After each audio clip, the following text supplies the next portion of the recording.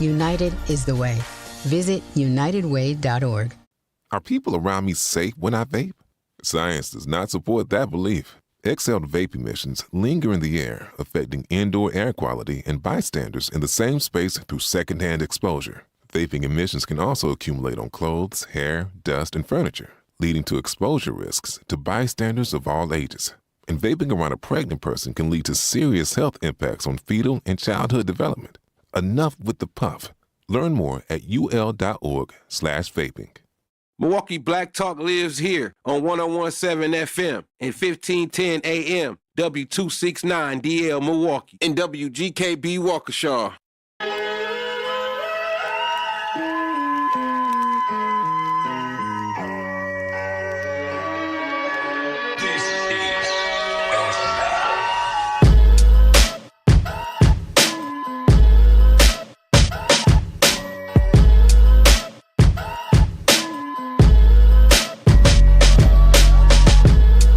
Yes, welcome back.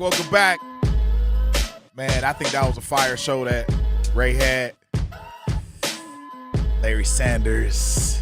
Man, it's fantastic. This is a fantastic day. I'd like to see people thrive and strive, especially as black men. We got to do what we have to do, get it done. And whatever it is to get it done, we hit home runs, man. Sometimes as black men, I recognize that when that ball is thrown at us, man, we got one swing. Sometimes that one swing is all that matters. And we do hit home runs. So congratulations to my people. You're on the Grapevine. I'm your host, Manan Sabir. You're on the award-winning The Truth 101.7. And we're about to pick some grapes. I got to pick a few grapes. There's a lot of grapes I want to pick today because I'm a little taken aback by the memorial that got taken down at 4:30 in the morning this week. I think it was this morning. It's 4:30 in the morning, not 7 a.m. like Madison, Wisconsin told the family. 4:30 in the dark. Corey Ruiz, 38 years old, tased, taken to the ground, shot 3 times. That's right, including one in his face. And it was in Madison, in broad daylight. Everybody saw it. So today we're just not just gonna cover that. We're gonna go deeper. We're connecting the dots from Corey Ruiz to Dr. Claude Anderson. I've been quoting him a lot because I think he's a credible face in the black community, and that we have to listen to him because he's been telling the truth for a long period of time. He says usually there's only 2 things that keep a group in control for centuries. That's the economy and the military. The economy and the military that protects it. Look at Iran, look at Sudan, Gaza, South Africa, Venezuela, Cuba right now. Same machine, still expanding their territory. No matter the cost. They're still expanding their territory. And it's up to them. They got to do it. They have to do it. Then I'm going to go straight to the money. The National Urban League's 50th anniversary report just dropped. That's right. The National Urban League's 50th anniversary report just dropped. You won't believe it. I mean, you may believe it. You could believe it. It just dropped. And 567,000 black men lost their jobs. That's over 500,000 black men lost their jobs. I'm going to say that one more time. Over 500,000 black men lost their jobs between 2024 and 2025 on into this year. 500,000 plus. And we're going to break that down because we're not going to just report the pain, though. And I don't want to just report the pain. I think we get on these platforms, whatever platform it is, and we search for the pain, and then we give it to you. But there's some feel good. There's some feel good moments, and it's a lot of them. It's a woman in Metcalf Park. I don't know her, but I probably, have ran across her. Her name is Kelly Smith. She turned her own front yard into a food pantry. That's right. She turned her own front yard into a food pantry for her whole entire block. I'm pretty sure people are traveling a couple of blocks just to get to that. So we probably close there because we're going to run out. I think we're going to run out of time just even highlighting her. And I really wish if somebody knows Kelly Smith right now, if you know Kelly Smith, who the young lady who turned her food pantry, her front porch, her front yard into a food pantry, please tell her to call me. 833-212-1017, 833-212-1017. Tell her to give us a call, give us a shout out, and hopefully we can get her on so we can interview her ad hoc and ask her about her food pantry. So if you know Kelly Smith, tell her to drop us a line, 833-212-1017. And if you are doing something, and remember this, if you're doing something in the community and that no one knows about, please call in. Don't be afraid to give us a shout. Do not be afraid to give us a shout, because we give you the news, but we want to understand and know what you're doing in the community in order for other folks to understand that you're doing your job, that you're doing it. So right now I'm gonna get to the brutality that we are facing right here in America in Madison, Wisconsin. So this headline it struck me because I know that there are a number of people that witnessed, and we know the whole entire country witnessed Corey Ruiz being shot by an officer. So we're going to strip away the police statement for a second and look at the sequence Ben Crump's own legal team laid out from the bystander video. Corey Ruiz tased. He was taken down to the ground.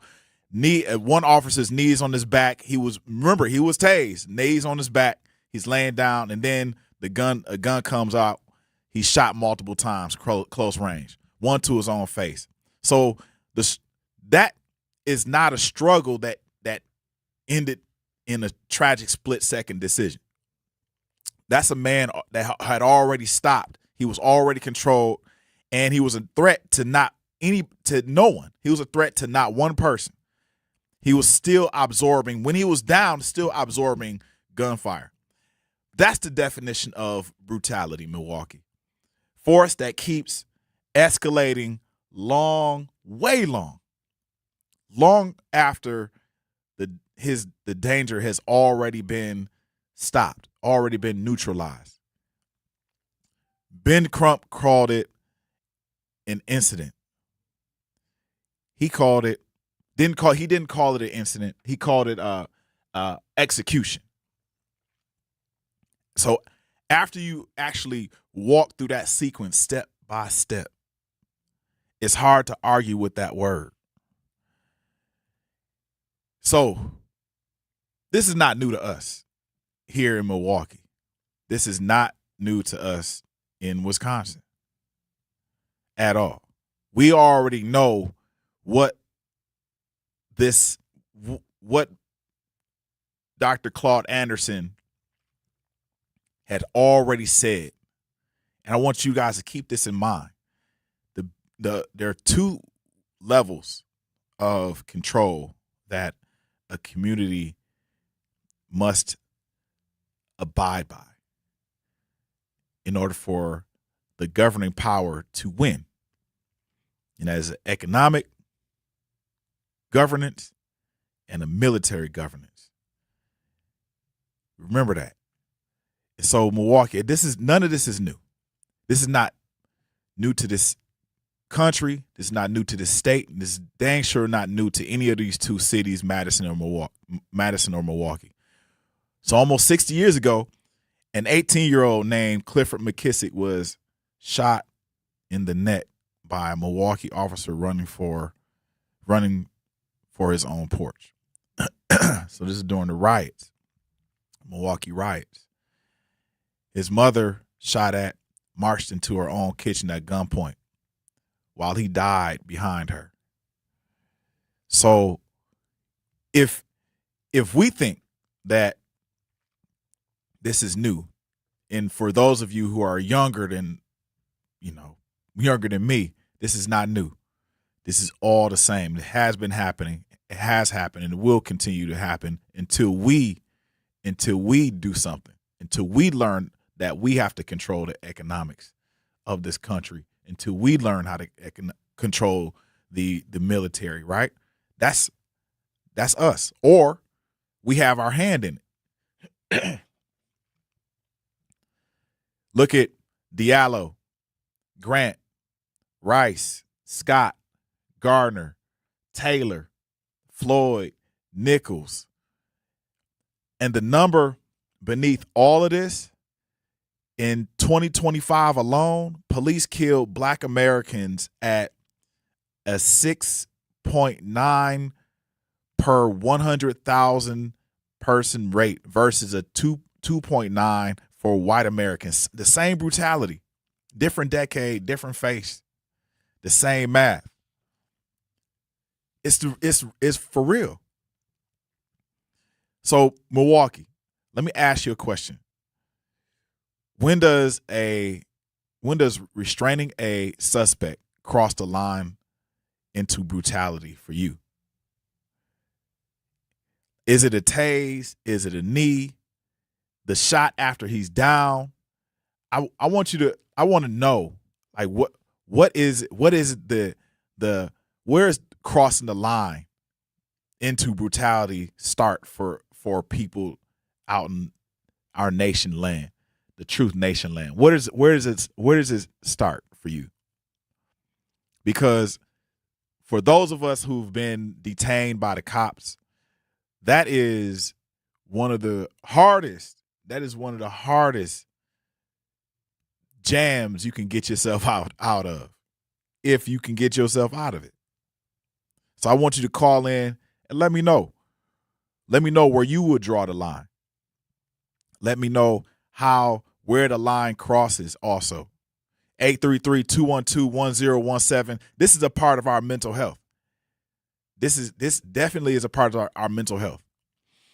Now, here's what I really want to talk to you about today, and what the city did to Corey Ruiz's memorial at 4:30 in the morning, before the sun even came up.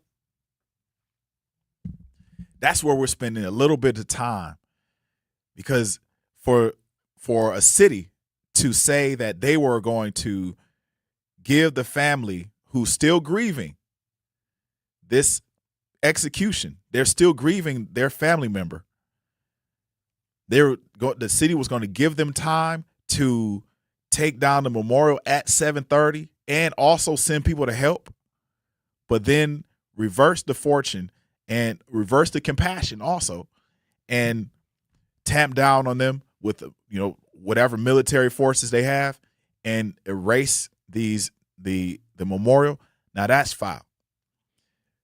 So we're going to talk a little bit more about this, a little bit more about Corey Ruiz's memorial, and see what we can come up with.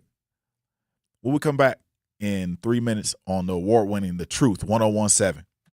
In Milwaukee, just 9% of fourth graders can read at grade level. 9%. This is a shameful crisis. Behind those numbers are our kids, our friends' kids, the next generation of Milwaukee. This is what's at stake in the August 11th primary election, the future of every Milwaukee child. Vote for candidates who will fight for all of our kids. Learn more at cfcactionfund.org. Milwaukee Public School families, the first day of school is Tuesday, September 1st, and there's still time to enroll. MPS offers programs to fit every learner, including bilingual, Montessori, special education, and more. All MPS students receive free breakfast and lunch. Enroll today at milwaukeepublicsschools.org/enrollment. Or visit MPS Student Services at 5225 West Vliet Street, Monday through Friday from 8 a.m. to 4 p.m. Thank you for choosing MPS. My mom has decided to learn to paint, and she's good. My dad's now into creative cuisine, and I've already put on 6 pounds. Learning new things comes with age. My mom, she started forgetting my name and what we're talking about. Forgetting well-known things doesn't. Memory loss may be a sign of Alzheimer's disease. Early detection gives you and your loved one time to plan for the future. Learn the warning signs of Alzheimer's at 10signs.org. Brought to you by the Alzheimer's Association and the Ad Council. The possibility of lung cancer can be pretty scary, especially if you're one of approximately 8 million current or former smokers at high risk. That's why SaveByTheScan.org wants you to know that now there's a breakthrough low-dose CT scan that can detect lung cancer early, and it only takes 60 seconds. You stop smoking, now start screening. For an easy quiz to see if you're eligible, visit SaveByTheScan.org. It could save your life. SaveByTheScan.org is brought to you by the American Lung Association's Lung Force Initiative and the Ad Council. Reading aloud to children sharpens their listening skills, expands their vocabularies, and nurtures a lifelong love of reading. That's why Reading is Fundamental, the nation's leading children's literacy nonprofit, offers free monthly read-alouds by popular authors through its Rally to Read program. Visit rallytoread.org to watch the read-alouds and discover exciting reading activities for school and home. Visit rallytoread.org today.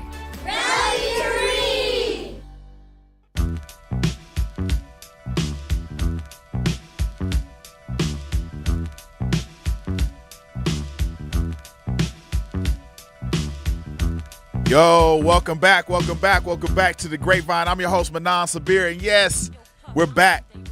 Glad you are here. The memorial comes down. We're picking some grapes. The memorial comes down in Madison, Wisconsin. That memorial for Corey Ruiz, the gentleman who was shot in Madison 3 times by the officer of the law. The memorial came down. My question is, does protesting actually work? Does protesting actually work? To everybody, if you think that, I want to know for even my own sake, does protesting work? Do you feel like things get done with protesting? That's the question that's sitting in the room before I even tell you. That's the question that I want to know. Before we even tell you, go into depth, before we even show you this video of what happened this morning, I want to know by the time I'm done, does protesting actually work?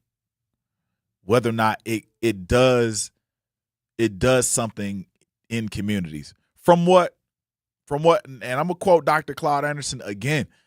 He said protesting doesn't work. He said protesting doesn't work. It doesn't force anybody's hand. So I want to know from people if protesting works. The memorial at the shooting on Williamson Street in Madison grew into a full camp. Tents, barricades, food service for the people, keeping vigil there, like all of that. Like everything. People got people camping out. It's just a whole city right in the middle of Madison. And we got a video. It's a little video. I think we can show it a little bit. What we got? Madison, this is drone footage from our NBC partner station WMTV showing crews removing tents and memorials from a barricaded intersection early this morning. The encampment is surrounding the memorial site where Corey Ruiz was shot and killed nearly 2 weeks ago. Police in riot gear surrounded the area during the cleanup earlier this morning. Authorities have arrested at least 10 people. And right now, our Mike Biermeister is on the ground near the site to show us what it looks like this afternoon. Mike, what can you tell us? Well, Andrea, as you can see, Baldwin and Williamson is now reopened. As you can see, the protest encampment here has now been removed. And what we're seeing here is a lot of tense shouting here at the protesters who still remain, shouting at police officers that are here on scene. There's about 50 or so protesters. But if you look over here, I'm going to direct you to see all of the officers on the other side here that are standing by just in case this escalates to something more. But this is what it looked like earlier this morning when law enforcement as well as Madison City crews came in to remove the encampment, which has been at the intersection of Williamson and Baldwin Streets for nearly 2 weeks, where Madison police shot and killed Corey Ruiz following a struggle in the streets. I actually just walked through where the protesters still remain. Their message loud and clear to police and everyone that's here right now. Don't shoot. We want to go up. Black Lives Matter. Don't shoot. We want to go up. We are intimidated by the cops. We are scared of the cops. We will protect us and keep us safe. That's what they do every single. Yeah, and Madison's mayor just released a video statement moments ago where she says the city took the nearly 2 weeks to try and peacefully resolve this occupation before bringing in law enforcement as well as city crews this morning. We do know there have been a couple of arrests as well as citations, but we'll be out here live in Madison. Mike Biermeister, TMJ4. Yes. So city crews come in, you have to take a look at where Madison sits, because it sits basically in the middle of bottom part of Wisconsin. And where it sits, you have ATF, DEA, you have a lot of folks operating out of that area in Madison, what I think it's called Jefferson County maybe. And when you look at it, they got the power. Straight up. They have the power. They do definitely have the power. So when you have an encampment that's pushing against the city's plans, what are they going to do? What are the people going to do? The only way you can make that happen, make the memorial continue and prove a point, is to negotiate and be rational with the people that have the power. That's straight up, plain and simple. So city crews came in. I think they had a bulldozer. They had stuff inside the bulldozer, whatever, whatever weapons, whatever they had, and boom, they went in and did what they had to do and got people out. And yeah, and no doubt that as a business owner, previous business owner, I recognize that if something is blocking your business and your business is being hurt, what do you have to do? What are you going to do? If it's hurting your bottom line, you're going to call the government to tell them to move in so you can make your money. So just maybe the businesses were being hurt, or maybe that was an excuse. Hey, we'll never know, because I think the mayor, she had called for peace, but then she brought a little bit of war. So here's a part that should genuinely bother you, though. And Milwaukee, no matter where you land on whether the encampment itself needs to go, a witness said the timeline the city gave the people wasn't the timeline they actually used. Her words, these are her words. She said they told these people 7 a.m. and it was 4:30 a.m. They told them they'd give them time to pack up. There was no time. And see, that took weeks to even confirm basic facts about how Ruiz died. They moved with urgency, though. They moved with complete urgency, like ready to go. Ready to go. It was just crazy. Because for them, how they were talking in the first place, they said that this was an active homicide investigation. And if it was an active homicide investigation, you have to have services that correspond with the active homicide investigation, which is don't cause any more trauma or drama in the community in which there's an active homicide investigation. Think about the optics. If we think about the optics, Milwaukee, a memorial for a man tased and shot in the face. It's dismantled before dawn with police standing by with their weapons while the actual investigation into his death is still unresolved. This is untimely. So whatever you believe about barricades and business impact, the timing tells the story. They do that all the time. And protesters have been unmistakably clear. They have definitely said that they're not done. I want to know what are they going to do next. So they said they're not going to stop. I don't know how organized they are. It is Madison, so there is real life. You know, there are some organizations down there that are do-gooding and that are really organized. So this is not over. Milwaukee, no matter how many tables, tents got loaded into the truck this week, they're not done. But I got to ask a hard question. I really want you to sit with this. And this is my hard question. And before you get defensive, is protesting really working? Is protest really working for our people right now? Freedom Inc., which is it led the organized push down in Madison. The city still came back at 4:30 and cleared it out the way. Law enforcement standing by, other enforcement agencies standing by, other enforcement. They built encampments. Like they got a whole city in the middle of an intersection, a busy intersection. But then these people wait until 4:30 and erase it in an hour. Gone. All of it gone. It's cleared out. Is protest the way to do it? Dr. King said a protest exists to create a crisis so that real negotiation becomes unavoidable. Dr. King said protests exist to create a crisis so that real negotiation becomes unavoidable. So here's my question for you. Did Corey Ruiz Memorial ever create that kind of crisis? Or did it create an inconvenience? Did it create a crisis or did it create an inconvenience? Because these folks had an early alarm clock, man. They went out and they cleared the entire thing out. Y'all will have to think about that. If protest alone isn't creating an unavoidable crisis anymore, what's the next tool? Economic pressure?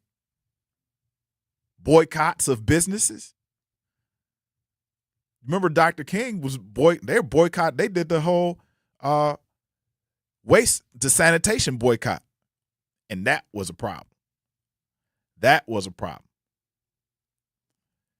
We have to, we can't keep pretending and beat around protests as if it's not work, as if it's working.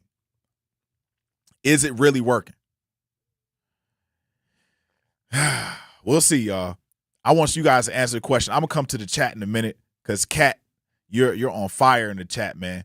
Now I'm gonna take this all the way up to Milwaukee because what's happened to that memorial isn't just about this early morning in Madison. It's about who actually controls the entire board that we're all playing on. I'm gonna talk about Claude Anderson when we get back. We'll be back on the award-winning The Truth 101.7. Don't go nowhere. Milwaukee. We need more leaders. If you're a man 24 or older, it's time to stop talking about change and be the change. Join the 100 Black Men of Milwaukee, where successful men come together to mentor youth, strengthen our community, and build the next generation of leaders. Your experience, your wisdom, your legacy, it all matters. Visit Milwaukee100.org, click membership, and apply today. 100 Black Men of Milwaukee. What they see is what they'll be. Milwaukee, your weekdays have a new rhythm. Start your mornings with conversations that matter. Again, I'm the legendary Homer Blow, along with my girl, Bailey Coleman. Truth in the Morning with Homer Blow and Bailey Coleman. Weekdays, 7 to 9 a.m. Then keep it locked with the voice of the community. And the more you know and the more skills you have, the more training you have, the better off your community is. The Truth with Sherwin Hughes, 9 a.m. to noon. Lunch is on us. Turning up your midday vibe. It's your boy Ray Nitty and my co-host Maybe Shannon. It's the lunch break with Ray Nitty and Maybe Shannon, noon to 2 p.m. And don't stop there. Keep the conversation going with the Grapevine with Manan Sabir. That's right. I'm your host, Manan Sabir. Bringing the stories and voices you need to hear, 2 to 4 p.m. Then we're closing out your day with energy. Lots of it. It's your girl, Jazz Tyler. We are live and direct. Tap in with Jazz Tyler every afternoon, 4 to 7 p.m. Your home for Milwaukee conversations. The award-winning 1017 The Truth. Join 1017 The Truth for the Truth Family Fest on Saturday, August 22nd from 11 a.m. to 2 p.m. at Riverside University High School. Admission is free and is packed with live music, family fun, community resources, and back-to-school support for students and families. Don't miss one of Milwaukee's biggest community celebrations for the summer. Bring the kids, invite your friends, and be there. A special thanks to Educators Credit Union, American Family Insurance, Milwaukee Public Schools, Artists Working in Education, and Ascension for making Truth Family Fest possible. 1017 The Truth Family Fest, Saturday, August 22nd. We'll see you there. Doctors Without Borders is delivering life-saving medical care where it's needed most in communities around the world. From bandaging war-wounded patients in Sudan to providing clean drinking water in Haiti, we're in more than 70 countries worldwide, bringing patients from sick to recovering, from emergency to aid, from crisis to care. This life-saving care is made possible by a global movement of supporters like you. Thank you.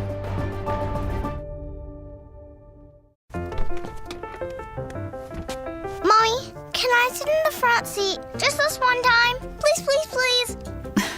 No, not yet. But why? Because I love you, and you're just not ready yet. Now, get in the back so I can get you in your car seat, please. Putting your kids in the right seat for their age and size is an act of love. Check that your kids are in the right seat at NHTSA.gov/the right seat. Love protects. A message from NHTSA and the Ad Council. But if God got us, then we gon' be alright. We gon' be alright. We gon' be alright. We gon' be alright. Do you hear me? Do you feel me? We gon' be alright. We gon' be alright. Huh? We gon' be alright. We gon' be alright. Do you hear me? Do you feel me? We gon' be alright. Yes, we're going to be all right. Are we going to be all right? We're going to be all right, Milwaukee. Welcome back to the Grapevine. I'm your host, Manan Sabir, and we're picking some more grapes. And I wonder if we're going to be all right. Do protests work? Do protests work? We're talking about the gentleman, Corey Ruiz, that was murdered by a cop in Madison, Wisconsin. The encampment got taken down after 2 weeks. And do protests work? The encampment was taken down, and the mayor said, get back to business as usual, basically. Mayor Rhodes, whatever, Mayor Satya in Madison, Wisconsin. Do protests actually work? Hit me up in the chat. I'm going to hit the chat real quick because that's what we do. Cats is on fire. How many ambulances had to go around the Corey encampment when minutes mattered? Why did it turn into a free-for-all so nonprofits could put up tables selling their game and businesses? Protests and strikes work if they are tight and organized. One speaker, an intelligent sound voice screaming like a banshee gets on one's nerves. It worked in the 60s for Milwaukee. Nationally, now, no leaders now. SIP said it's 2026, protests don't work. I'm pretty sure, I'm pretty sure that in the 60s, they probably said the same exact thing. But now we've been over protest? Have we been over, like, we sat in, we kneeled, we boycotted, we shut down bridges, put our bodies directly in front of police dogs, fire hoses, National Guards troops, put our bodies right in Rock's way. Like, what do protests work? But here's the uncomfortable question, honestly. After the cameras leave, what do black people actually get? Did marching change America? Or did America learn how to wait until we got tired. Because George Floyd, the murder of George Floyd sparked one of the largest protests in American history. Corporations posted black squares, people were taking a knee, all kinds of people, from Colin Kaepernick to you had politicians then later on taking knees and, during all that. There's a famous picture of politicians at the National Memorial taking a knee. Streets was renamed, but 6 years later, people had DEI departments, building out entire DEI departments just to address this. Now, on one hand, we say that if you look at that evidence, protests did work. And I'm not either or. I'm just trying to find out whether or not protests work. But 6 years later, after all of that, are black people safer? Are police more accountable? Did the money move? I mean, we know some people stole some money. Some people stole not a little bit of money. How about a lot of money? They stole. Did the power move? Today, we're putting a little protest on trial. We're putting our protest on trial. Does protesting work for black people? Or has marching become a pressure, like a pressure release valve on a pressure cooker? You know how your grandmother would take a pressure cooker and she'd put them greens in the pressure cooker, and then all of a sudden, when the greens are done, the pressure releases, boom, and you get in those greens, taste the smoked turkey. It's good. It's good. Has marching become a pressure release valve that lets America calm us down without changing the system? Will the system change? That's what we need. That's exactly what we need. We need system change. So think about it. You could protest and have different outcomes. A protest can, you can talk about public attention. It can have the outcome of change public opinion or new legislation. People can, for protests, it can help people, push people to change budgets or institutional practices at universities. Remember, a lot of protests happen at universities. Kent State, there we go. A lot of protests. It can change electoral power. Some economic consequences can change. So, we can't say that there's evidence that it doesn't. We can't say that protests don't work carte blanche and generally, but there are long-term improvements in black people's lives in relationship to protests working. Now, a protest can succeed on television and still fail in the neighborhood. A protest can succeed on television from your living room when you get home from work, when you finish at 9 to 5, and you got to go around the protest. You got to drive around the protest and hit that home. Think about it. You're sitting at home and you're looking at that protest, and did it change your neighborhood?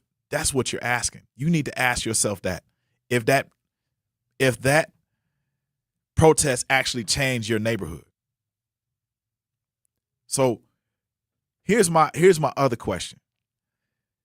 When black people protest, what should count as victory? What should count as victory? Awareness and arrest?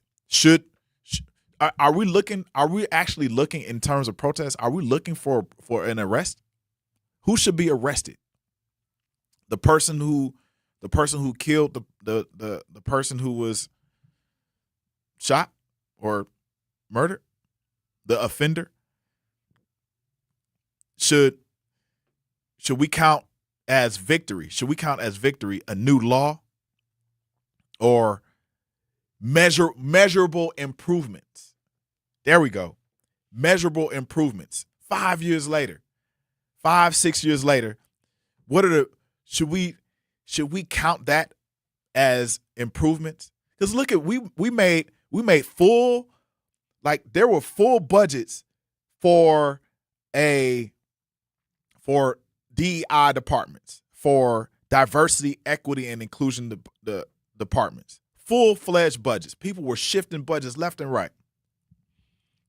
They were moving that money, baby. People had pay raises, all kinds of stuff. But then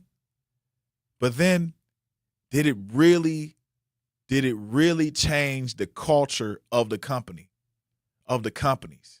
Because if you look at the companies now, and this person that's in the office right now, he shook up the game. He shook up the world, and he cut all that funding. And he allowed those companies to show their true colors. He allowed them those companies to show their true colors. So I think the receipts are real in protesting. The receipts are real. 1965, a peaceful demonstration, Selma, Alabama. President Lyndon Johnson, he signed the Voting Rights Act. Like after Bloody Sunday. After Bloody Sunday, he signed the Voting Rights Act. And the violence was televised nationally. It was on television. It wasn't pay-per-view like we got right now. It wasn't on Kick and Roku and all these other places. No, it was televised. People was watching it from their homes. So, marches, the marchers didn't really raise the awareness. It was the blood on the bridge. It was the blood on the bridge that helped at least force the federal government to protect voting rights. But I think there was even more forces at stake in relationship to the Voting Rights Act of 1965. We're not going to get into that. But he did sign it August 6th of 1965. He signed it, and it went through. But that's what they were fighting for. There were mass protests in the 50s and 60s that helped produce the Civil Rights Act of 1964 and the Voting Rights Act of 1965.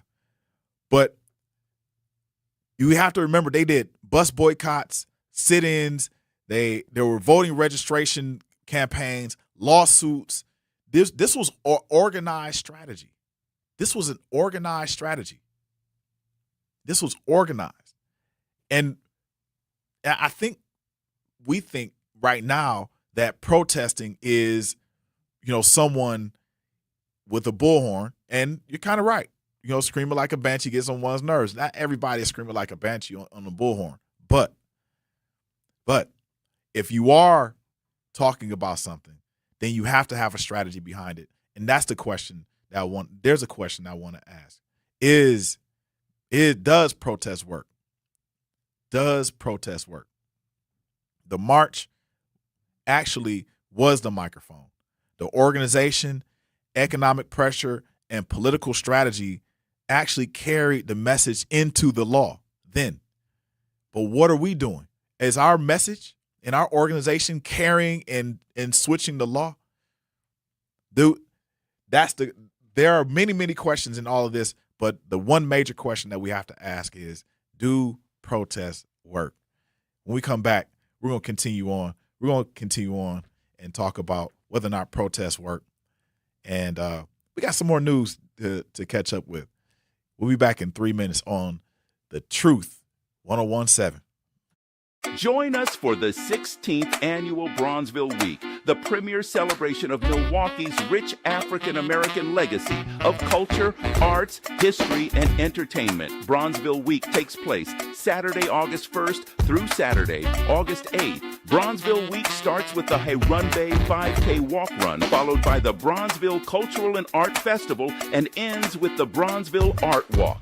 From fashion shows, dance demonstrations, and conversations about Bronzeville to entertainment, great food, and natural hair expositions, the 16th annual Bronzeville Week includes it all. Log on to milwaukee.gov/Bronzeville for a complete list of events. Bronzeville Week is presented by Alderwoman Milele, ACOG's Historic King, Drive Bid, Bader Philanthropy, and Thrive On, and the City of Milwaukee.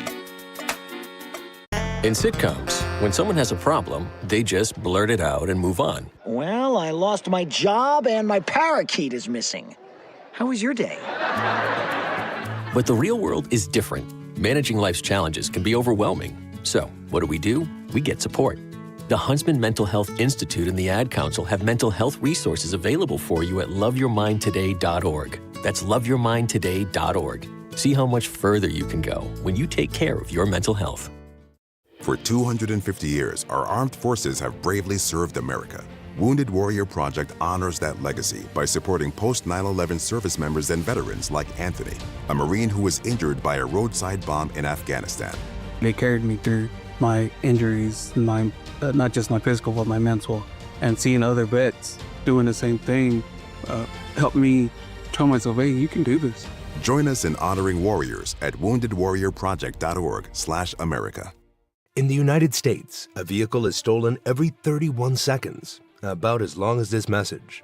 Luckily, you can take a few easy steps to protect your car in the same amount of time. Remove your valuables, roll up your windows, don't leave your car running unattended, lock your doors, and take your keys or fob. If you have information about a crime, call the police. If you suspect insurance fraud, also call 800-TEL-NICB. A public service message from the National Insurance Crime Bureau. I always had to be so good, no one could ignore me. Carve my path with data and drive. But some people only see who I am on paper. The paper ceiling, the limitations from degree screens to stereotypes that are holding back over 70 million stars. Workers skilled through alternative routes, rather than a bachelor's degree. It's time for skills to speak for themselves. Find resources for breaking through barriers at tearthepaperceiling.org. Brought to you by Opportunity at Work and the Ad Council. Black man, drop top. That go to cops. That go to cops.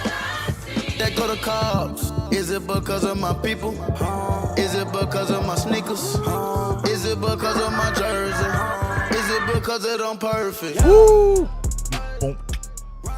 Boom, boom, boom.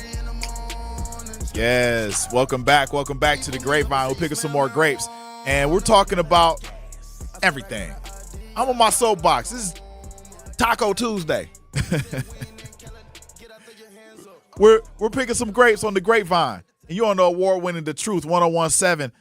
And if you got anything to say about this topic, let me know. Hit me up on the chat or call in 833-212-1017. The phone lines are open, 833-212-1017. I'm going to repeat that, 833-212-1017. Do you think, my question is, do you think protests work? And my second question, I want to let that sit there. I let it sit there a little bit. My second question is, does Corey Ruiz, in God bless his soul, get treated differently by this system if Black America controlled more of the actual economic machine in this country? Do the people, the persons that were murdered by the system, get treated differently if Black America controlled more of the economic machine in this country? Really, I want to know. Dr. Claude Anderson, if you know who he is, Black World, White Wealth, think about it. I think that's the book. We can probably put it up later. There are only two things that have kept any group in control of a society generation after generation for hundreds of years. That's control of the economic machine. That's control of the economic machine and control of the military that protects it. No, not one without the other. A group that controls the economy pays for the military that guards it. And that machine, once built, It does not sit still. It expands. It expands constantly. It's ever expanding. It's generation after generation. Now look at the world right now and tell me that Dr. Claude Anderson wasn't on to something. Isn't on to something. He's still around. Iran. The U.S. is openly at war with Iran. Our gas prices are getting higher and higher. Then they go down. Then they go back up. Market manipulation. They said Steve Witkoff and Jared Kushner made close to, I think it was $200 to $300 billion or something crazy off the market manipulation. They have manipulated the market. They squeezed the market.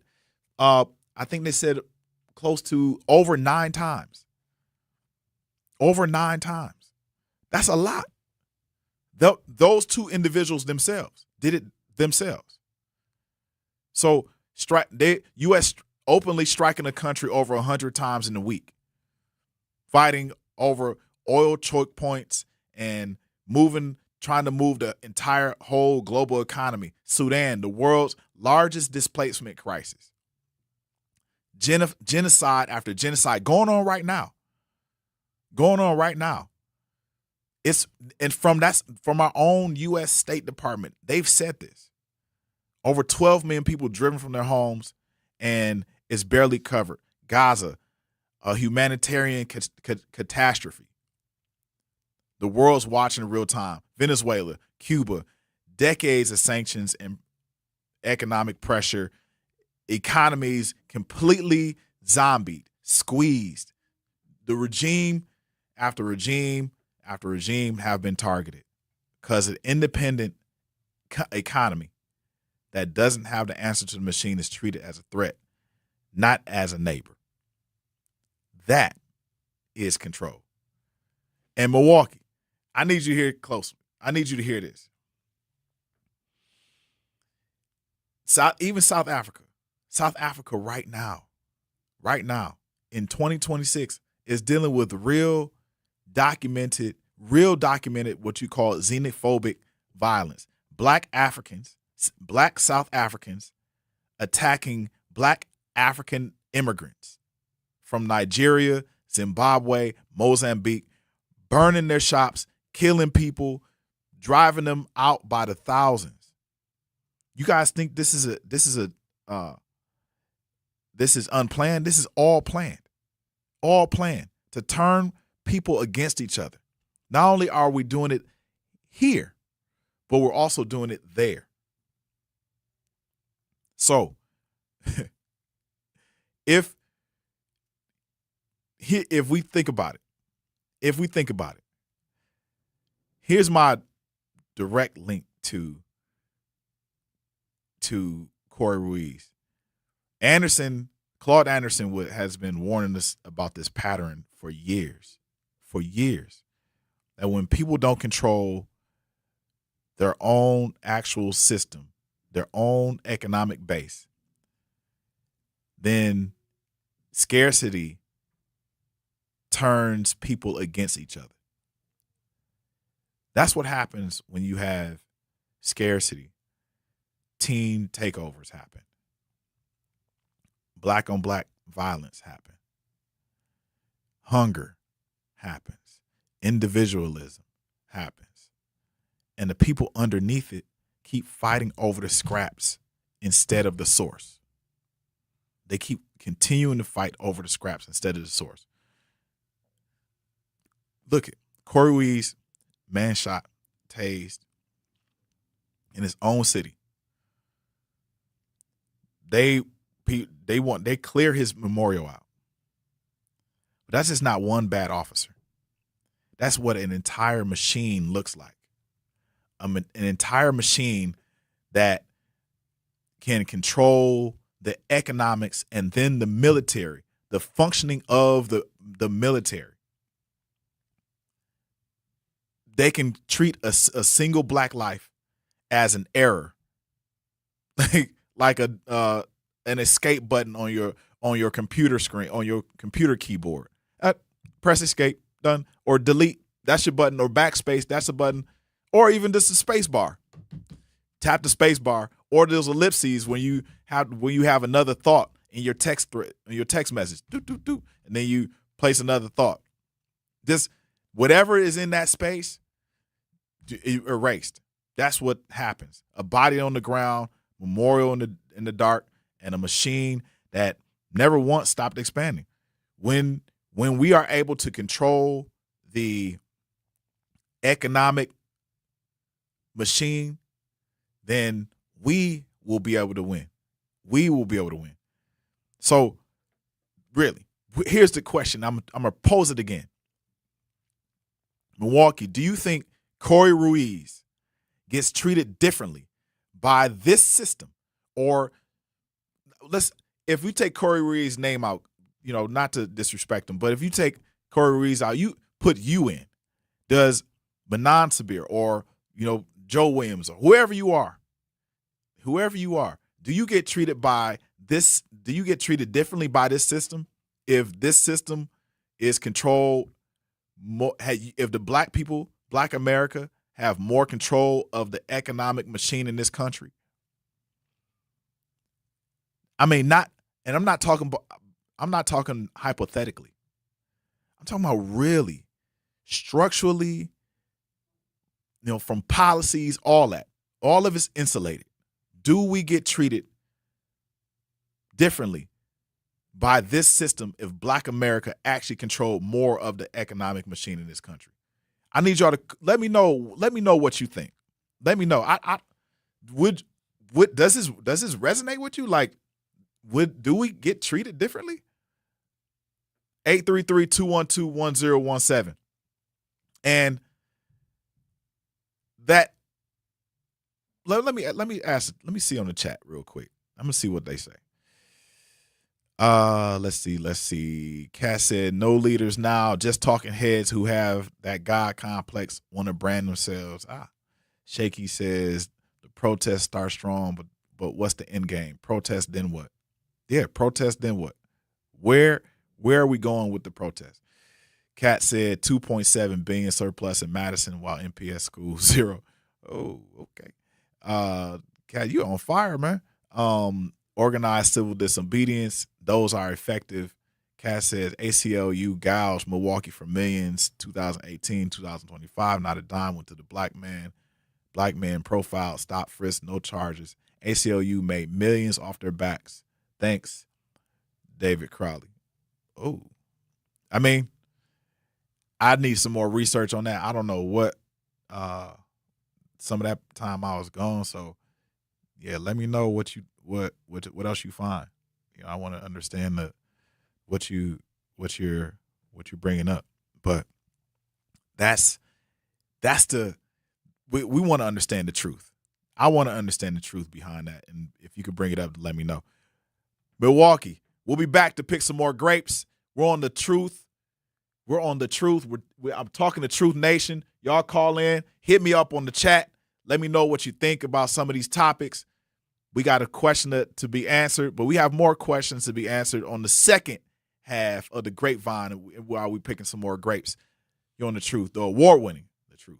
101.7. Wisconsin has the largest black-white academic gap in America, and 22 of Wisconsin's 50 lowest performing schools are right here on Milwaukee's north side. Our kids need more options, more champions, more action. Francesca Hong's plan gives them less. She'd end school choice, limit public charter schools, and shut the door on programs Milwaukee families built for their own children. On August 11th, vote for candidates who fight for our kids. Paid for by Leaders for a Better Community, Inc. Every day, Veolia and MMSD work together to ensure that Milwaukee's water system exceeds the high standard it's held to, protecting Lake Michigan and its rivers that run through our neighborhoods. That's 220 local employees who care about their jobs, running a system that's earned national recognition for excellent performance. But they don't do it alone. They are supported by locally owned small businesses, women-owned businesses, and minority-owned businesses. For 18 years, making our waterways cleaner all the time. Veolia, Milwaukee values, committed to its future. I'm Chris Jakimick. I served in the United States Air Force and I deployed 3 times. So in 2017, I was serving as an Air Force First Sergeant. Our motto in that role is my job is people, everyone is my business. But unfortunately in that year, I would lose my own brother, Lance Corporal Adam Jakimick, to suicide.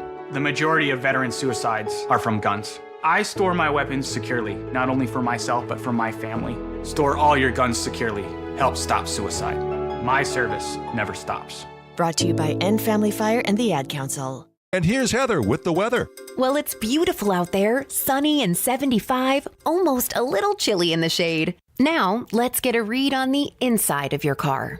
It is hot. You've only been parked a short time and it's already 99 degrees in there.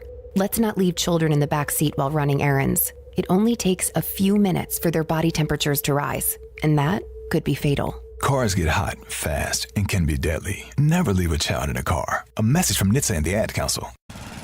Babes, what are you doing? What? I'm just mowing the lawn. No, it's blazing hot and dry out here. Don't you remember? Smokey Bear says. Avoid using power equipment when it's windy or dry. Where'd you learn this? Oh, it's on SmokeyBear.com with many other wildfire prevention tips. Right. Thanks, honey bear. 'Cause remember, only you can prevent wildfires. Brought to you by the USDA Forest Service, your state forester, and the Ad Council. Not completing high school is more of a social thing than it was an academic thing. Even though all these years have passed, I still had that longing to have my diploma. At age 30, Carissa finished her high school diploma. If you're even considering getting your high school diploma, you can do it. No one gets a diploma alone. If you're thinking of finishing your high school diploma, you have help. Find free adult education classes near you at finishyourdiploma.org. That's finishyourdiploma.org. Brought to you by the Dollar General Literacy Foundation and the Ad Council. Milwaukee Black Talk lives here on 101.7 FM and 1510 AM, W269DL Milwaukee, and WGKB Waukesha. Oh! Oh! Woo! Sweat down! I'm back! I'm back! I'm back! I'm back! I'm back! Get up off of that thing! Yes, welcome back. Welcome back. I'm your host, Manan Sabir, the Grapevine. We're picking some more grapes on the award-winning The Truth 101.7. Yes, and we're talking black. We're talking black. We're talking black. Black. And I want to tell y'all something. I recognize that there's a lot of people that are trying to make a living, man. That are trying to make a living. They're trying to make a living. They're trying to do it, especially in this economy. They're trying to make a living. They're looking towards the future. But the future is kind of looking bleak, especially for black Americans, black women and black men. There are some numbers that came out that I'm not excited about. And I know you shouldn't be excited about either. The amount of people that are without a job, the gig worker jobs are staggering. Everybody's working a gig worker job. I was just talking to a brother today, and he said this man he probably got about 3-4 jobs. He said he got janitorial service. He's a mechanic. He's trying to do it all. But the National Urban League just released its 50th annual report, and they just asked one question right in the title: is the American dream dead? Did we really believe in the American dream? I mean, I think we were coaxed into thinking, especially after the 1965, 64, 65 period with the voting rights. And also in the 70s with desegregation on into the 80s, that the American dream was peaking up. It was trending upwards. And we were constantly being told that all we have to do is go to school, walk across the stage, get a good job, work for this company. Work for Ford, GM, American Motors, Alice Chalmers, Pfister, Vogel. Work for those companies, IBM, work for those companies. We were told that. We were told, okay, a lot of us were told don't go to trade school. A lot of us were told don't go to trade school. Now trade schools are filling up. So is the American dream dead? I mean, I want to understand what, and let's get into it. Let's just get into it. Black unemployment climbed 7.8%, up from a historic low of 4.7%. That's just in 3 years. So it climbed 7.8% in just 3 years. Since November 2025, 567,000 black men and somewhere between 250 and 300,000 black women have lost their jobs. Black women. Let me ask y'all a question. Did you guys actually, and y'all can answer, did y'all lose your jobs or were y'all quitting? Because I know there's a great debate between that. There's a lot of women that have quit their jobs because they were stressed out and they wanted to move around. A lot of black women quit their jobs because they were stressed out. They were tired of not seeing their kids. So how are y'all supporting yourselves? I just want to understand, where are the women who have, quit their jobs? And talk to me about if you lost yours, and what are you doing now to supplant whatever was in that, whatever job you did.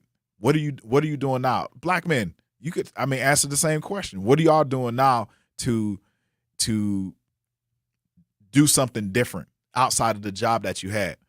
I think a lot of us are now realizing, especially like during this rest movement, this rest is recovery movement, that, and also the sober living movement. There's a lot of people who sobered up,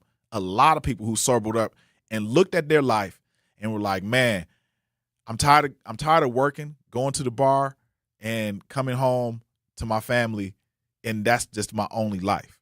A lot of folks were like, I'm going to go to work, I'm going to sober up, I'm going to go to the gym, and I'm going to figure out what's going on in my life and create a better prosperity for me. So what's the highest for us? This is the highest black unemployment outside of an actual recession in recent memory. It erased an estimated $87 billion in the black household income. $87 billion in the black household income. So the gap is bloody. The gap is bloody. I'm going to go to the chat real quick because the chat's been going off. Kat said, third hearing, something about Attorney Goike case getting dismissed about this lawsuit. The money on me, next trial, James. Kat said, so hard, can't catch a break, no benefits. That is why it is a dream, not real. MPS machine, no trade classes, similar to MATC, ready or not. Iron classes, high dropout, chemistry portion. People can't pass the chemistry. Khan Academy, that's all I got to say. And he said, nice talk to you. Got go to work, see y'all. He said, get a job, get a check. Or she, I don't know who Kat is. Get a job, get a check. Possibly. Get a job, get a check. Yes, you can do that. But if the jobs are drying up, or if you have a job in DEI, if you have a job in diversity, equity, and inclusion, a lot of those departments either have been renamed and people can't see through the glass ceiling because it's been covered up with dirt, and or those departments have been cut altogether. In relationship to Doge had a lot to do with a lot of those departments being cut. So you had a lot of people who were making money from diversity, equity, inclusion from the government campuses and corporations and private companies down to school buildings and universities. Those have been cut. So the gap is really bloody. It's really wide. The median black household holds just 15 cents of wealth for every dollar of a white household. Black home ownership sits at 44% compared to 73% for white Americans. That's a gap that's wider today than the actual FHA Act, that's the Fair Housing Act of 1968. That's a huge gap. So the political power is under threat. Our political power is under threat, especially following a Supreme Court ruling striking down Louisiana's congressional map. Look at, it had 191 Black-held state legislative seats nationwide are now considered at risk. Mark Morial from the Urban League president, he said, those trying to kill the American dream, this is his quote, he said, those trying to kill the American dream, their priorities are waging expensive wars, building fiscal plans that benefit billionaires, cutting investments in housing, healthcare, food security. And I think here's the bright spot, especially for Black women, is small business ownership actually fought against the Black woman's unemployment rate. So out of that 300,000 Black women not having a job, 13% actually started small businesses. So even while they were losing jobs at a really high rate, Black women started building their own tables. They were building their tables, wiping the tables clean, and making it happen. There's so many women right now that are starting brand new businesses. But that's still a lower percentage than the amount of people that actually lost their job. So what are the rest of the people doing, and how are we getting it done? We need to have answers. Ladies, I know you're doing things that are almost superwoman-like, that are, some of you have 2, 3, 4 things going on, and you can call it a job, you can call it gigs, you can call it hustles, whatever it is. But if you are in that space, we know you're burning out. We know you're burning the midnight candle. Let us know what are you doing to capitalize on this, in this gap. What are you doing in this gap right now to capitalize for yourself and for your kids? If you have children, if you don't, it's all good. But what are you doing to capitalize? So Milwaukee, I've personally felt this I know you've personally felt this in your own household or your own job search this year. But that 13% rise in Black women starting business, is that resilience or necessity? Is that resilience or necessity? Are you being resilient, or are you operating under necessity? And there's a difference. There's a huge difference, because a lot of people now have recognized that if they're not operating under necessity, they're going to lose everything. They will lose absolutely everything. So let me know, Milwaukee, and we'll come back in 3 minutes on the award-winning The Truth 101.7. Life's better with Drive My Way from American Family Insurance, because we know it's more than just a car. It's your escape pod, your adventure mobile, your memory maker. And we help protect the dreams that drive you. Personalize what you pay for auto insurance, and you could save between 10 and 35%. American Family Insurance. Get a quote and find an agent at amfam.com. Products, pricing, and availability vary based on the way you purchase insurance and by state. Unsafe driving behaviors may increase your rate. American Family Mutual Insurance Company, SI, and its operating companies, 6000 American Parkway, Madison, Wisconsin. When a warrior faces adversity, he fights through it. He finds a way. Freedom isn't free. Rolling strong. Belief. Believe you can, and you will.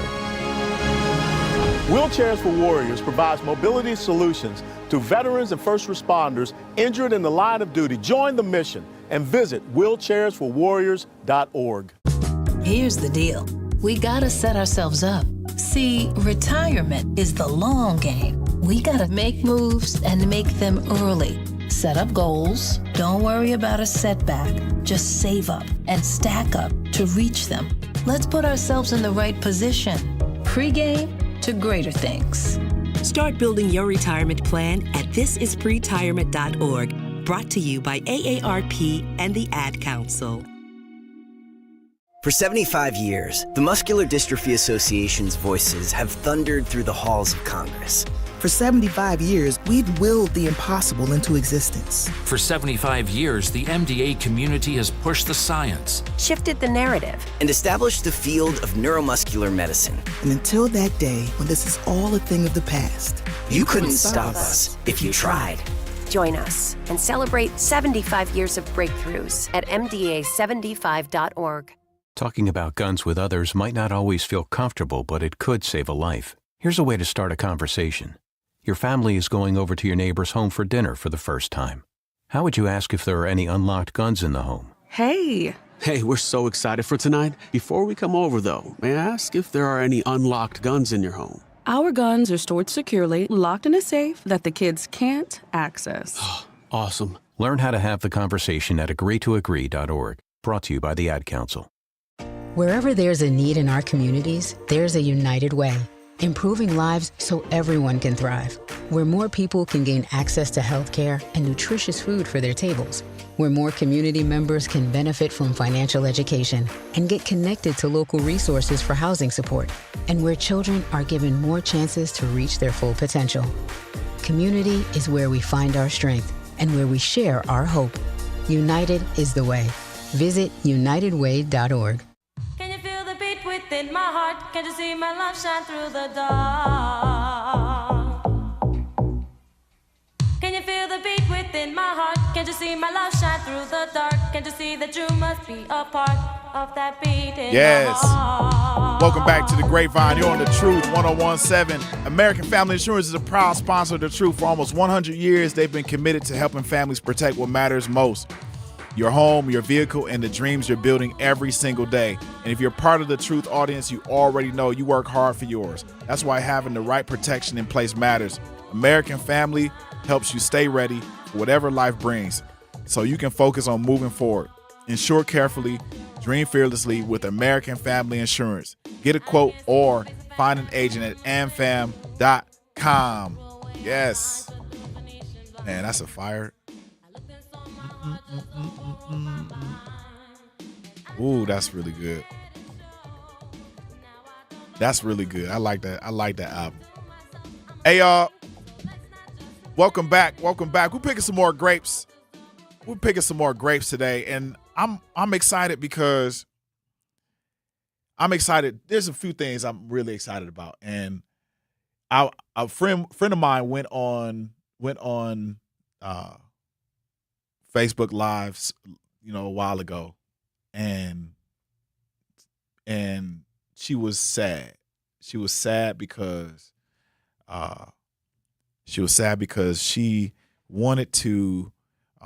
She was at the Discovery World or someplace like that, and there was a kid who was,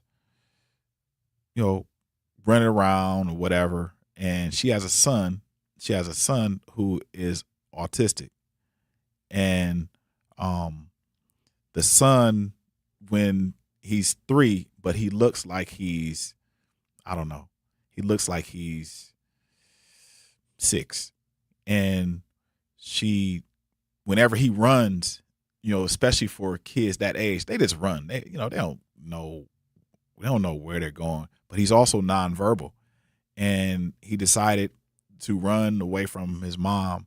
And when he ran into a kid, and the kid happened to be about, 6 years old, probably even 7, and he ran into the kid, and I guess, they both fell down. The mom of the kid that he ran into, he wound up, the mom of the kid that he ran into then kind of said something derogatory to this 3-year-old and to my friend of mine. And, it didn't set her off, but it also made her sad. And as parents of kids with special needs, there's a few things that we look at. There's a few things that we look at when we're looking after our kids. And one of the things that we look at when we're looking after our kids is whether or not they're conducting themselves in the proper manner according to what we taught them. And the second thing is when they're playing, are other kids treating them the way that child interacts and first meets that particular kid. So there was this interaction that my friend had with the parent, and it didn't go sideways, but it got her thinking.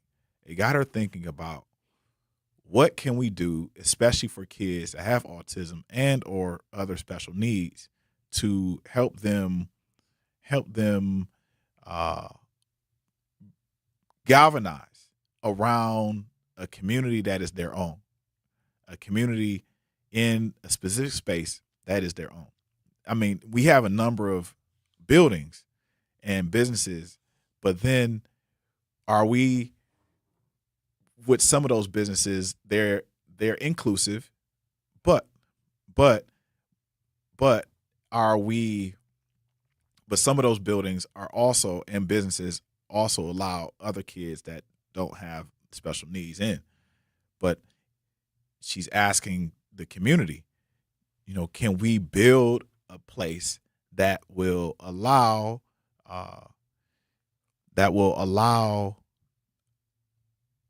the special needs community to have a specific place just for special needs individuals to play basketball, whatever it is they need to do in this spot. So there's a video that I want to play, and you guys may even find that this is a really cool feel good moment. And before I talk about this video, I want, this is really near and dear to my heart. But a young man out of Goose Creek, South Carolina, young man by the name of Leonard, he walks to work about 3 to 4 miles every single morning, rain or shine, to his job in FedEx. A black man who drives that same route noticed him day after day after day after day. Man, to be drenched in rain, to be drenched in sweat, 8:30 in the morning. And some told this guy who was driving by he had to do something about it. So he pulled over, popped his trunk, and gifted this young kid, Leonard, a brand new electric scooter, plus a spare charged battery so it never will die on him ever again. And literally stood there and taught him how to ride it. Then and right there. Like, and I got to be honest with you, like, in Milwaukee, a lot of people online, including the man who gave the gift, believe Leonard may be on the autism spectrum. And if you look at it, you can realize that is one of the, how his interaction is quite possibly that. So I want to play this video. Yeah, so I want to play this video, and man, tell me what you think. This is a feel-good moment. Every morning, walking up and down this strip, and I wanted to do something for you. Step out the way. I know you probably, like I said, baffled right now, like what this nigga wanted. But Where you be going at, bro? Where you be going to work? Work from home. Where you work at? FedEx. Work at FedEx? And check this out. Like I said, I always see you every morning, bro, and it's been on my heart for a minute to bless you with something. It's been about, you've been walking up and down this script for maybe about a year or so since I've been seeing you, right? What's your name? Leonard. Leonard? Where you from? North Charleston. From North Charleston? Well, yeah, that's what I want to do for you.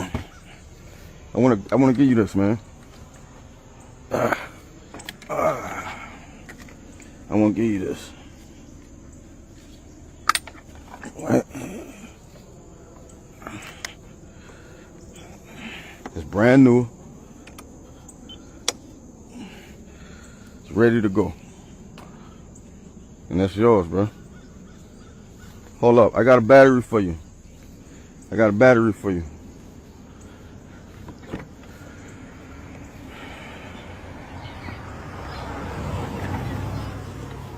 Where you live at? Huh? In Goose Creek? It's the battery. You can put this battery in your box.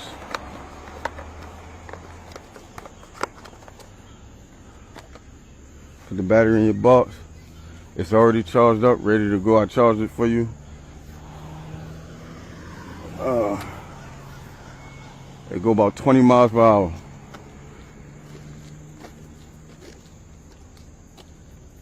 Yo, let me get a thank you or something, man. You have a blessed one, all right?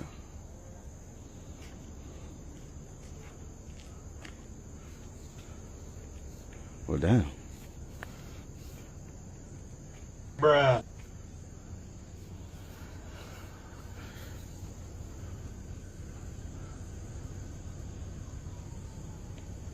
You know how to do it? Hold on. He's about to run across the street and show this boy how long you been working at FedEx? How to ride the About a year? The scooter.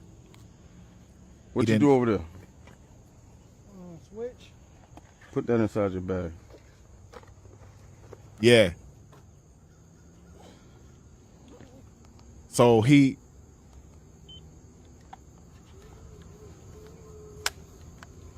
watch this, you guys. This is the amazing part. Get a head start. This the brakes right here.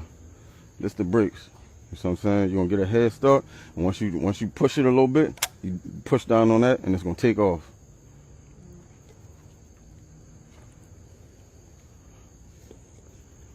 Not on that one. This one. This one right here. Watch this. He takes off. He's gone. Let up and then push it. I'm telling y'all, who in the world does this?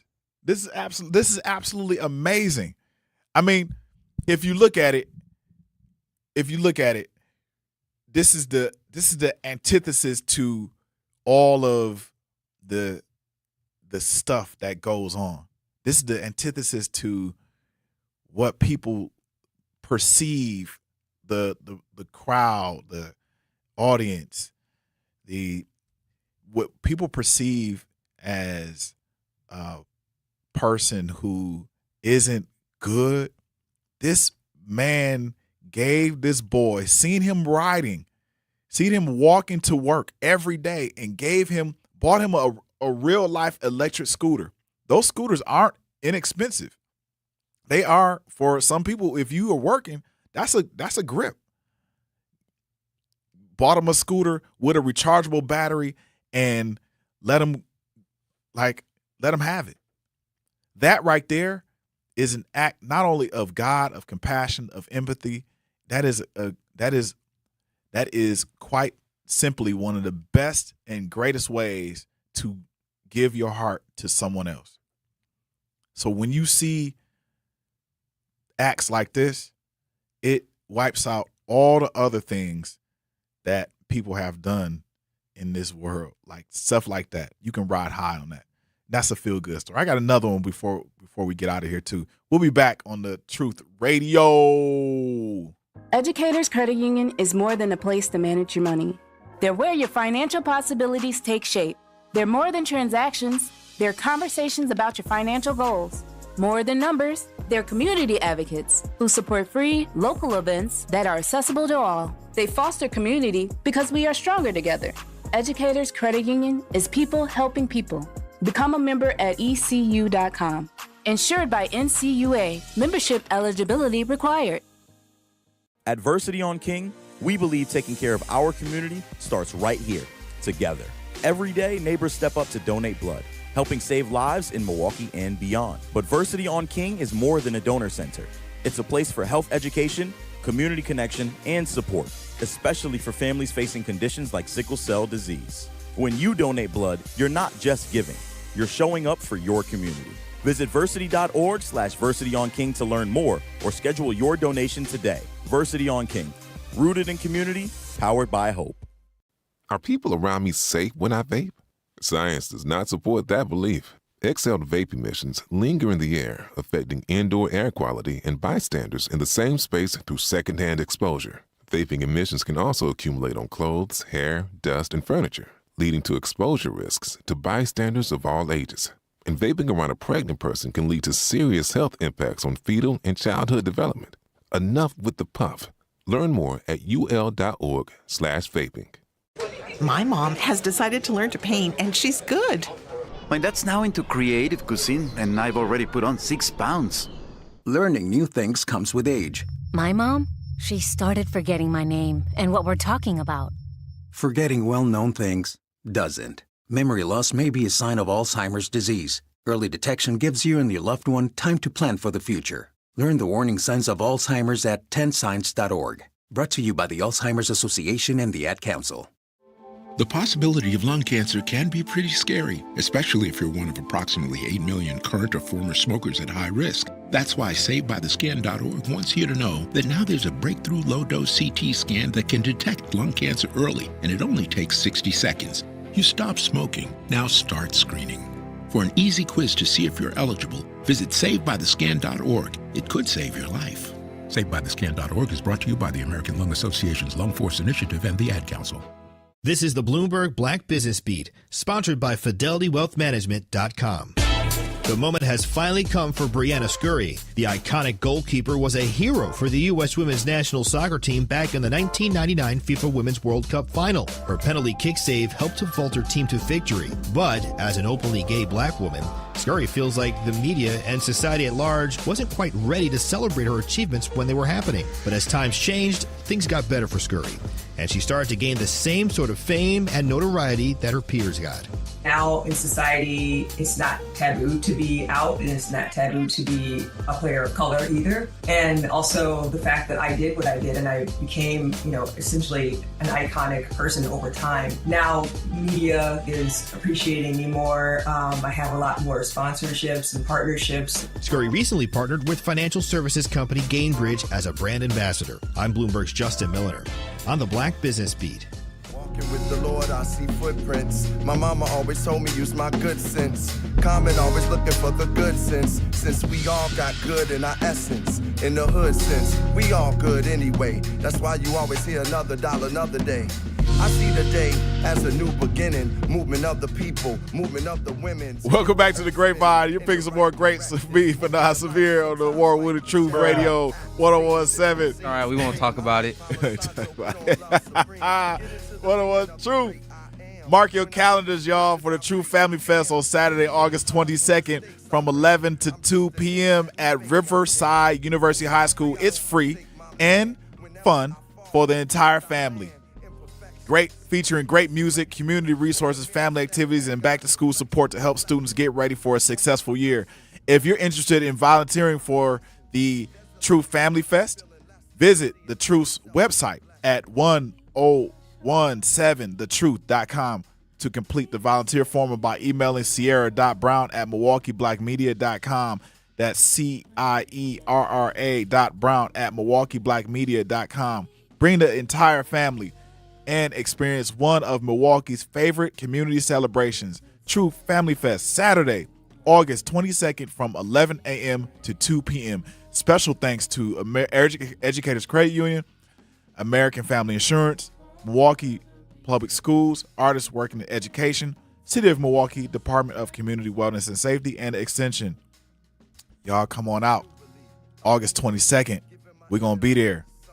And I'm going to give y'all another feel-good story.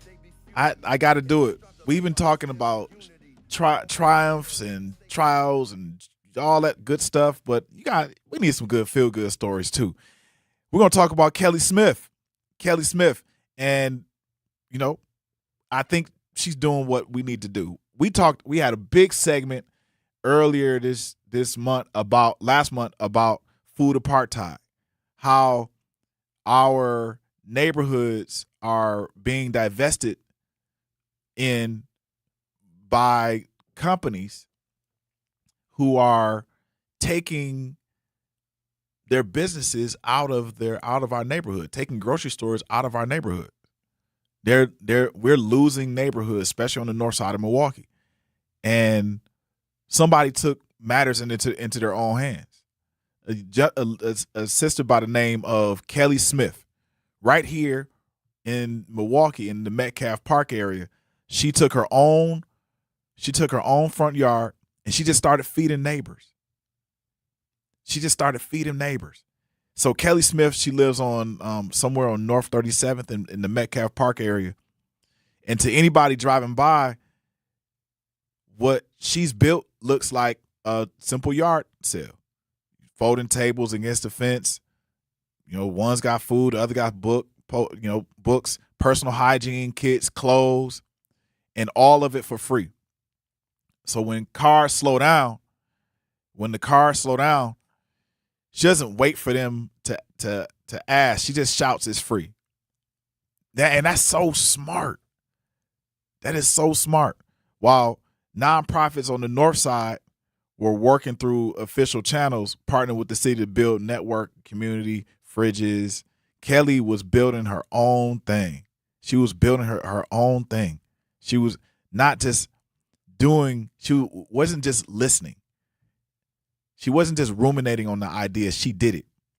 No press release, no funding applications, no,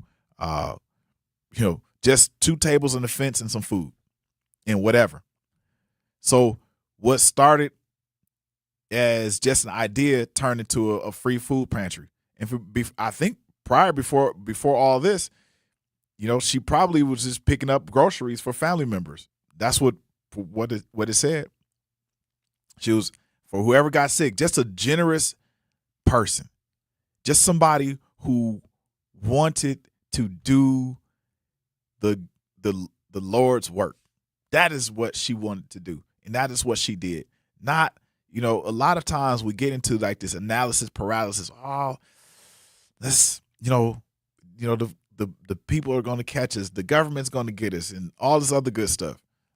Nah, she just set up some tables and put together put up some food and some clothes and hygiene stuff and said it was free. That's it. That is it. I mean, I can't.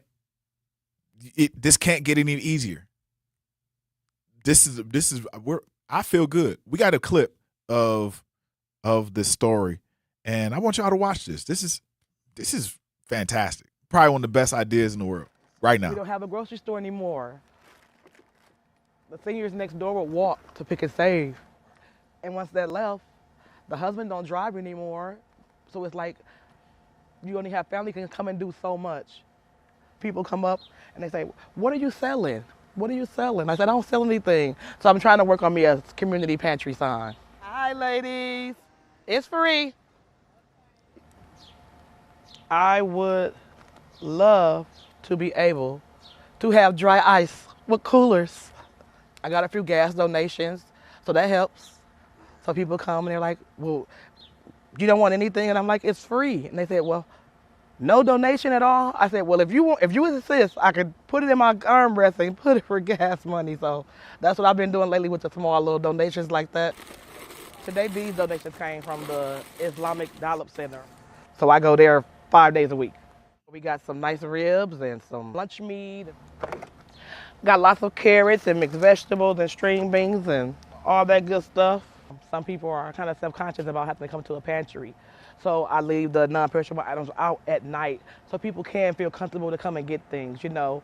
We don't want anyone to feel like that if they are in need, they have to be ashamed. So we just leave it for their discretion to come and get it whenever they want to. Wow. Wow. Absolutely amazing. And all she wanted was a sign. Man, this has got to be the best, not even just best feel-good story. This is probably one of the best stories this year.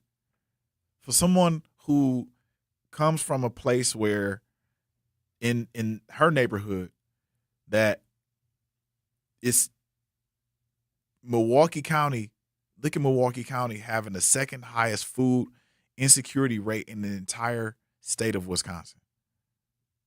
In the entire state of Wisconsin. 14.9%. That's 138,000 neighbors. It's not even evenly spread. She saw what was lost. She saw the Pick and Saves closing, the Walgreens closing, the CVS's closing, and none of that is a coincidence. And all of that in an area where we're catching food apartheid by the thousands. We're in food apartheid areas. This is a food apartheid emergency right now. And she set up 2 folding tables.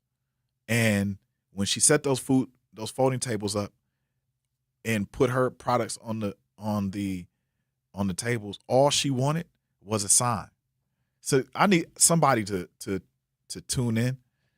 Mario Dickens, can you track this lady down and scoop her up her sign? All she want is a sign. That's all she want. Mario Dickens, somebody tag Mario Dickens real quick, or give him a shout and allow him to tune in so we can set them up. I don't even know what this lady's address is, but for a person to be in a place where the disinvestment is bloody and it is a crime against a neighborhood, to leave a neighborhood reeling in pain after the exit of grocery stores that people relied on. After the exit of grocery stores that people relied on, this lady Kelly decided to do what? She decided to place herself in the line of fire, set up 2 folding tables, put some food out, and offer it for free as a food pantry. Then she uses other food pantries to set it up.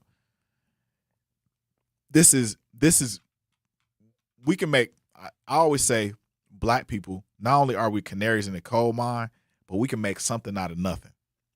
We are some of the most well-rounded and in very genius level people in the world. To come from one place to this place, not have anything, and build something out of nothing is amazing. Is absolutely amazing. So shout out to Kelly Smith. I don't know where you are, what your address is, but we need to find out what you need, and hopefully we can get more people to dig in to your idea. When we come back, we're going to continue on this very, very wonderful journey of feel-good stories and economic improvement here in Milwaukee. When we come back on The Truth. Milwaukee, we need more leaders. If you're a man 24 or older, it's time to stop talking about change and be the change. Join the 100 Black Men of Milwaukee, where successful men come together to mentor youth, strengthen our community, and build the next generation of leaders. Your experience, your wisdom, your legacy, it all matters. Visit Milwaukee100.org, click membership, and apply today. 100 Black Men of Milwaukee. What they see is what they'll be. Reading aloud to children sharpens their listening skills, expands their vocabularies, and nurtures a lifelong love of reading. That's why Reading is Fundamental, the nation's leading children's literacy nonprofit, offers free monthly read-alouds by popular authors through its Rally to Read program. Visit rallytoread.org to watch the read-alouds and discover exciting reading activities for school and home. Visit rallytoread.org today. We asked parents who adopted teens to share their journey. When I met both of them, it was like my missing pieces were found. Like it was just like an instant, these are my kids. If you're considering adopting a teen, just do it. Kids need families. I don't care the age, everybody deserves a family. Learn about adopting a teen from foster care. Visit adoptuskids.org to learn more. A message brought to you by Adopt US Kids, the U.S. Department of Health and Human Services, and the Ad Council. Not completing high school is more of a social thing than it was an academic thing. Even though all these years have passed, I still had that longing to have my diploma. At age 30, Carissa finished her high school diploma. If you're even considering getting your high school diploma, you can do it. No one gets a diploma alone. If you're thinking of finishing your high school diploma, you have help. Find free adult education classes near you at finishyourdiploma.org. That's finishyourdiploma.org. Brought to you by the Dollar General Literacy Foundation and the Ad Council. Hear that? That's the sound of your life. Perfectly imperfect. Beating in rhythm to the world you've created. But every time you drive after drinking, the music gets drowned out. Your life sounds pretty great. Don't let a buzz ruin it. Buzz driving is drunk driving. Don't drive buzzed. A message from NHTSA and the Ad Council. Doctors Without Borders is delivering life-saving medical care where it's needed most in communities around the world. From bandaging war-wounded patients in Sudan to providing clean drinking water in Haiti, we're in more than 70 countries worldwide, bringing patients from sick to recovering, from emergency to aid, from crisis to care. This life-saving care is made possible by a global movement of supporters like you. Thank you.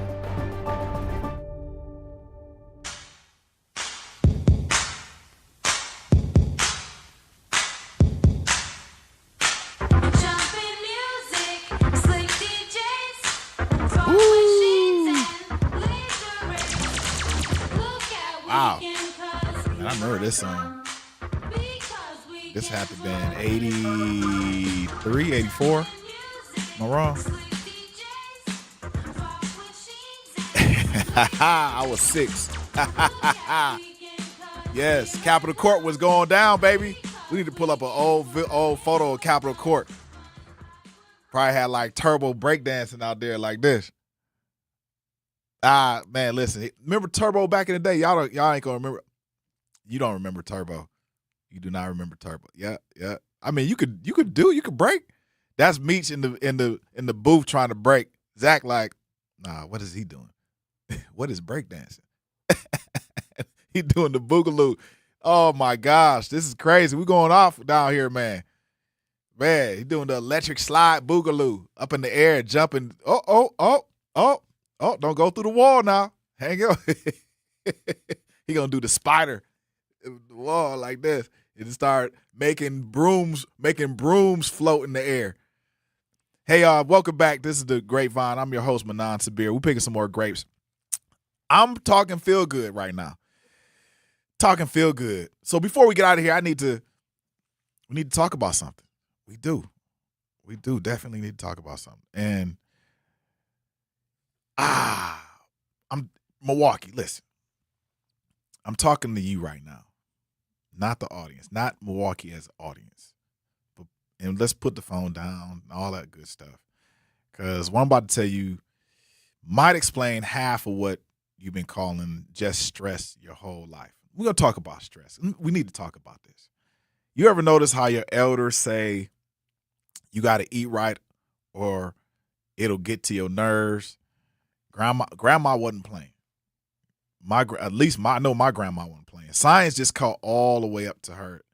There's a new field called metabolic psychiatry. And you know me, I got to bring y'all a little science. And it's proven what our own kitchens have been saying for generations. What's on your plate is directly wired to what's happening in your brain, what's happening in your dome piece. Here's the wild part. Researchers found that in conditions like bipolar disorder, I have an aunt that is struggling with it, and schizophrenia, the brain sometimes can't use sugar for fuel. And we know this. Well, in those sciences, like the cells are actually starving even when they can't eat. So doctors are testing a diet that flips the entire system. Heavy fat, no carbs, just called keto. And it's giving some people's brains a completely different fuel source. In Milwaukee, I'm talking like real results. People coming off of antipsychotic medication with their doctor, watching their mood, their mental sharpness, both coming back online in a month. Now, before we have y'all raid the refrigerator and quit your meds tomorrow, don't do that. Do not quit any of that. Don't raid the refrigerator and don't quit your meds. None of this is like actual settled, like bottom line science. This is not a replacement for your doctor, and I will not have Black Milwaukee going off on medication off of my say so. So talk to your doctor first, always, because this is just a conversation. Now here's the part that's really gonna get you. You know how your hair starts going gray. Everybody just says, "Oh, it's just stress. It's just aging." But a real Columbia University researcher, a guy by the name of Martin Picard, he proved beyond a shadow of a doubt that stress-caused gray hair can come back. It can come back. So he found actual strands with the gray section and the natural section match the timeline to a person's most successful moments. And when the stress is lifted, the color came back. So you can reverse graying. If you are gray out there, you are getting gray hair like me, you can reverse gray hair. Yes, your body keeps receipts of that graying. So you don't have to continue to go to Walgreens and get your hair dyed up. You can actually do some things from a natural perspective to make sure that your hair is nice and healthy and not gray, and it's black or whatever color your natural hair color is. And get this, the guy's research says chronic stress can eat up 60% of your body's daily energy. Chronic stress. So those of you that are dealing with not just chronic stress, but in response to chronic stress, you're dealing with, you name it. You're burnt out, basically. You're burnt out. And in relationship to chronic stress. That's more than if you look at it, 60%, that's more than half your gas tank burned before you even get out the door. So before you even deal with your job, before you deal with your kids, before you deal with the entire city, you're tired. You are tired. And no wonder why we're tired. Think about it. Think about what's going on in this world. Think about what we just talked about. We talked about Black women losing jobs, in 2025, lost 300,000 jobs. Black men lost over 500,000 jobs.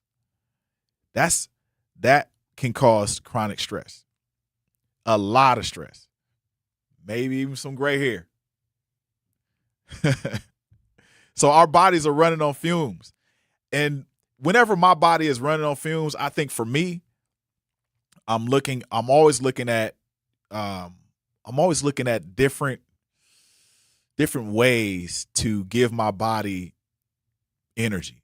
And one of my favorite ways to give my body energy is moringa leaves, moringa powder, looking at and putting it in my water, putting chia seeds in my water, lately I've been using oil of oregano and just different types of herbs that will allow me to have a beautiful existence throughout the day. Like today I woke up and I was tired. I mean, granted, I was beat tired, but I was able to redeem some of my energy and get some of my energy back by taking some. And this is if you ever want really high level energy, get you some oil of oregano and some and maybe like some cayenne pepper or some lemon. Take the oil of oregano, put it under your tongue, take it back. It'll permeate your entire system. But then take some honey, some water, and some cayenne pepper, stir it around, and not a lot of cayenne pepper, just a little bit. And lemon, put it in the water, stir it around, drink it. Man, the energy, your energy level is like a hit straight to your metabolic system. So please take care of yourself. Don't allow stress to be unmatched. Please match the stress with being able to take care of yourself through either herbal medication or also eating right, exercising, meditation, taking a break, walk in the woods.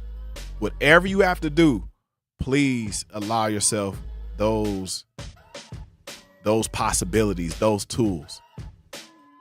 Milwaukee, we covered a lot. Today. Whew. We covered Memorial getting torn down in Madison.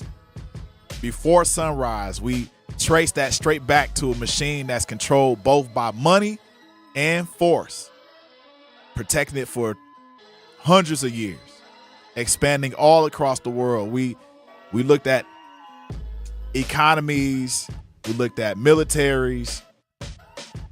Shout out to Corey Ruiz's family. Shout out to Kelly Smith. We looked at Dr. Claude Anderson and the answers he told us a long time ago.